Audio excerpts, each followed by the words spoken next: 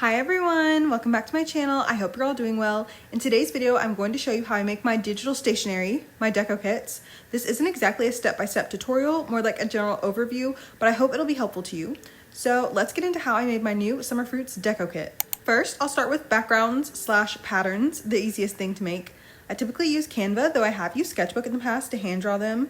I use a 2400 by 2400 pixel canvas. You can make it bigger if you wanted to, of course. I like to keep my backgrounds in square shapes, but there's really no reason why. For stripe backgrounds, I use the square shape and just drag it into rectangles to create the lines and space them at equal distances. That's literally it, apart from changing the colors. But Canva has so many different pattern options. Like I found this polka dot pattern while I was searching for examples for this video, and I love it. I'll definitely use it more in the future. You could do stars, hearts, spirals, waves, literally anything. And you could always just make the background the same size as your journal spread canvas. For this one, I used the gradient option to recolor the page, and for the other side, I stretched a square shape to cover it up because I wanted that side to be white. I used the same polka dots as before on the left side, and on the right, I used that rounded star shape that I use in my videos all the time. I'm going to save this design just in case any of you want to use it too. But if I were doing this for myself, I would just start making my spread on top of this. Like, I wouldn't even bother saving this as a separate image. So next is stickers, which will probably be the longest section of this video.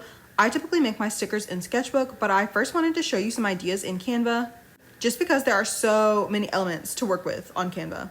So I chose squares for this first example, but you could do circles or stars or hearts. These to me are just going to be little accent stickers. So I just found a bunch of different summery objects that I thought would look nice, and I recolored them to suit my palette for this kit.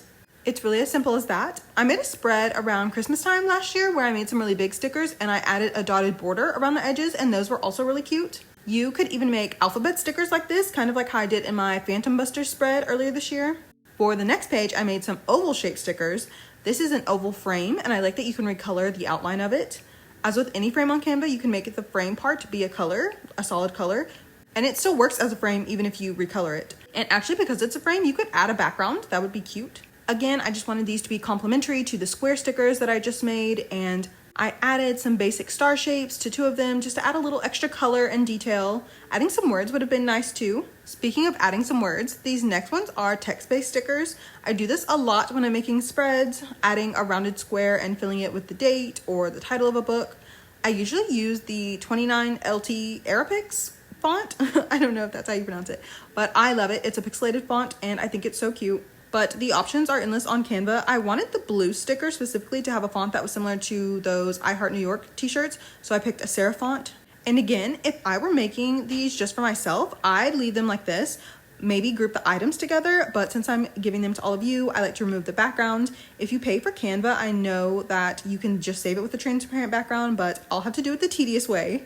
So usually how I make my stickers is in Sketchbook. Sketchbook is free, but it does have a paid version. I don't pay for anything ever, so I just have the free version. Anytime I'm drawing a sticker, I use the technical pen brush, no particular size. But of course, if you wanted stickers to have, say, a hand-drawn feel, you might want to use a pencil brush. First, I'll show you my stars. I hand drew the star because I knew I wanted it to look a certain way. I really wanted it to be rounded in particular. I keep a copy of it because it took a long time to perfect. Definitely, I could not redraw it every single time I wanted to make new stickers. And I like to draw things in white so that when I go to recolor them, that there's no weird color left around the edges. Sketchbook has something called transparency lock, which is different from lock layer. If you lock the transparency on a layer, you can only work within the boundaries of whatever's on that layer. So when I draw over the star, such as to recolor it, my brush doesn't go outside of the lines. I'm sure every app calls that mechanism something different, so if you're unfamiliar with digital drawing apps, it would probably be helpful to watch some tutorials. I made a bunch of fruit stickers this time, some better than others. I've been wanting to make a kiwi sticker so badly, and I think it turned out so well. I also made some square versions of the fruit stickers, which I didn't record. I always test out my deco kits before I give them to you, of course, and I put the square-shaped banana sticker I made into a circle frame on Canva. It is so cute. It was hard to simplify so many of the fruits, strangely enough, like the pineapple one. Oh my god. I drew some fruits in my physical sketchbook earlier this year, so I know how intricate pineapples are. I'll add a photo of my sketchbook page in case anyone is curious about what my analog fruit art looks like. As for my little panda character, again, I keep a blank copy of her so I can change out her ribbons or give her little additions, like last Halloween when I made her into a ghost and a Frankenstein monster. She's very easy to draw though. And when I want to outline her, I just make sure I have the predictive stroke tool selected and I try my hardest to make it even. There's definitely a symmetry tool on Sketchbook, of course, but I don't think anything I draw is symmetrical, so it kind of doesn't help. And then last are my non-hand-drawn stickers. In my last deco kit, I really wanted to make some star outlines, so I was drawing one and I was just like, this is okay, but it's not what I originally envisioned. And I thought, let me go look at some free vector images and see if there's anything. There probably won't be, but let me check. So I went to Pixabay, I think, to search, and what did I find?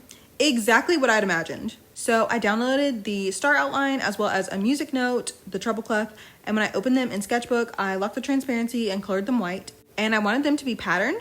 So in Sketchbook, there are brushes for halftones, like the ones comic artists use for backgrounds or texture. I just go through the different patterns and color over my sticker until I think something looks good. So I did that with the star outlines and the music notes again this time, and I added some hibiscus flowers to this deco kit. So cute. I also used Photopea, which is free, to make some of the stickers this time because it has a clipping mask feature and I wanted them to be patterned using the backgrounds I made because I love the colors so much. Sketchbook unfortunately does not have a clipping mask feature, or I think they do, but it's in the paid version, which is sinister. And again, if you're unfamiliar with something like Photopea, which is essentially a Photoshop alternative, I'm sure there are so many helpful tutorials out there. So that's how I make my stickers. Next is memos. I like memos that are shaped as well as square or rectangular ones. Canva has these lines, which are really helpful. You can change the size of the dashes and also if the ends are rounded or not. Whenever I'm making a shaped memo, I'll save the image like this, then add it to whatever I've drawn. In this case, a watermelon. But like at Halloween time, I did a pumpkin. What I didn't think about until I was finished is how difficult writing on this watermelon would be because it's bright red. Also, I used slightly different greens than the sticker version of the watermelon, and it was too hot in my house to fuss with making the lines neater, so that was a flop and I scrapped it, but I wanted you to see the process nonetheless. I wanted you to see the vision for what the watermelon could have been. So on Canva, I made the canvas size 2880 by 3600 pixels for a rectangular memo.